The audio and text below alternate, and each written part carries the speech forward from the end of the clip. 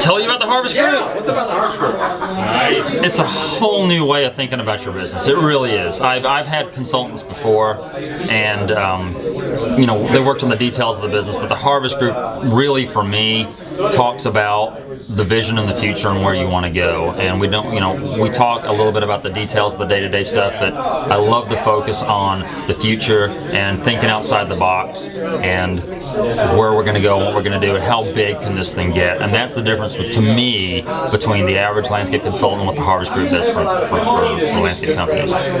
So let me tell you about the biggest event that happened with us for the Harvest Group last year. We had a very large, our largest contract, maintenance contract, fired us. We felt, for reasons that weren't fair, called the Harvest Group and said, look, we don't think this is fair. They walked us through the steps to go back to that client and say, this isn't fair, we don't think it's legal. And we turned that into a $60,000 to the bottom line win for us, just by talking to the people at Harvest, talking to Bill, and finding out how to go back to that client in a fair way and say, you guys owe us this. And it's a huge bottom line drop for us. And without that, I'd have probably said the wrong thing, done the wrong thing, and blown the opportunity. Huge win for us, big dollars.